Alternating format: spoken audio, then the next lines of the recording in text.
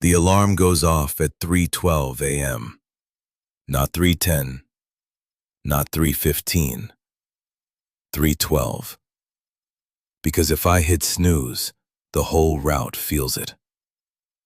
I work sanitation in New York City. New York City Department of Sanitation, DSNY. The guys people joke about until their garbage doesn't get picked up. My wife's asleep when I roll out of bed. She used to complain about the hours. Now she just turns over.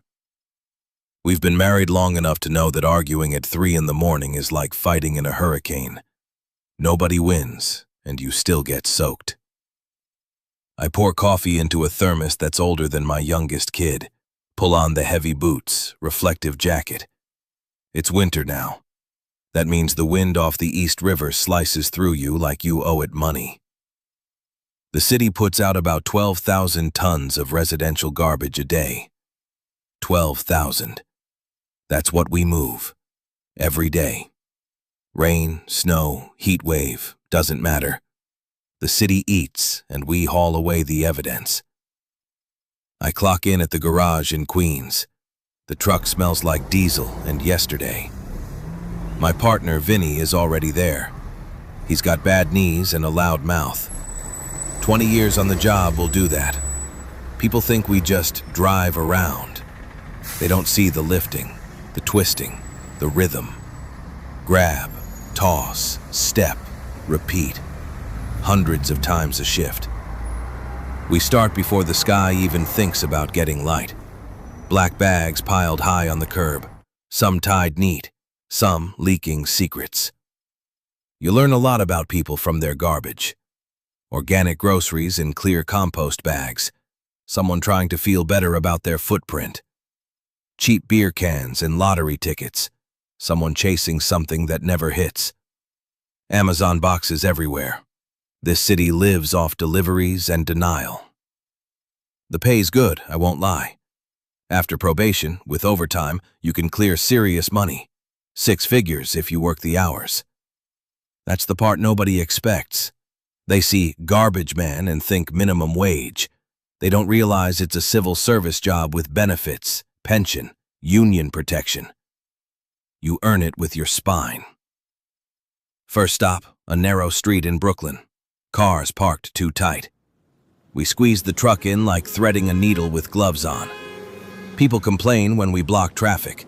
They complain when we don't come fast enough. There's no winning.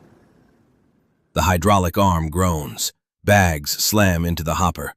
The compactor chews everything down with a metallic cough. It's loud. It's dirty.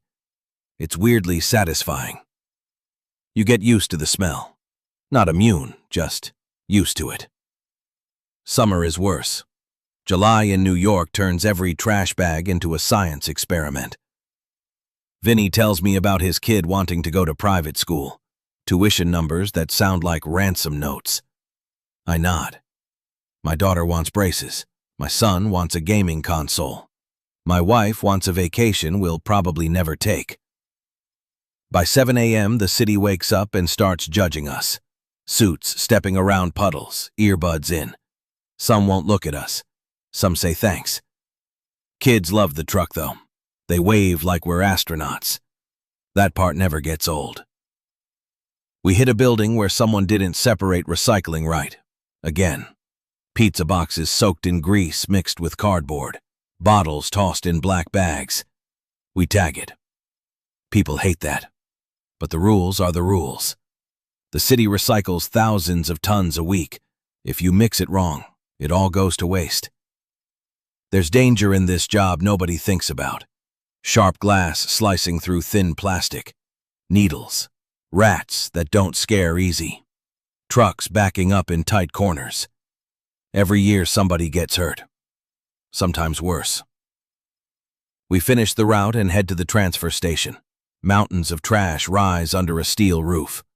Conveyor belts carry the city's leftovers into waiting trailers. It's like standing inside the stomach of New York. You realize how much we consume, how much we throw away. Perfectly good chairs, half-eaten meals, clothes with tags still on them. The American dream comes shrink-wrapped and ends up crushed in a steel container. Lunch is quick. Sandwich in the cab. Heater blasting. My back throbs like it's keeping score. Vinny scrolls his phone, reading headlines about budget cuts and staffing shortages. They're always talking about efficiency. We're already running on fumes some days. Snowstorms are a whole different beast.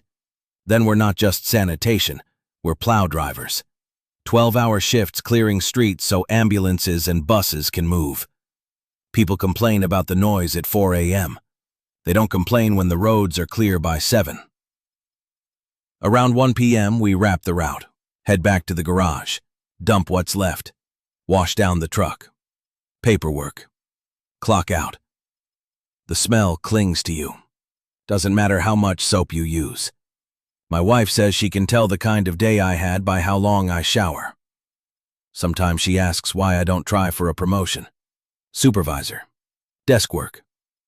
I tell her I don't want to stare at spreadsheets. I like moving, even if it hurts. Truth is, this job is honest. Nobody pretends it's glamorous.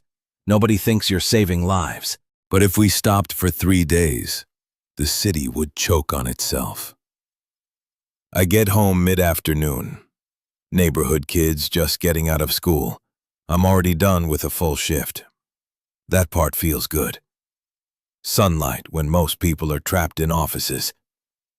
My wife's at the table, bills spread out like tarot cards. We talk numbers. Overtime.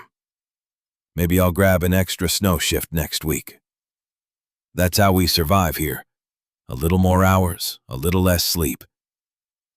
At night, when the garbage trucks roll by outside, I recognize the sound. The hydraulic hiss, the bang of the compactor. It's like hearing your own heartbeat out there in the dark. People think we carry trash, but really, we carry the weight of what the city throws away.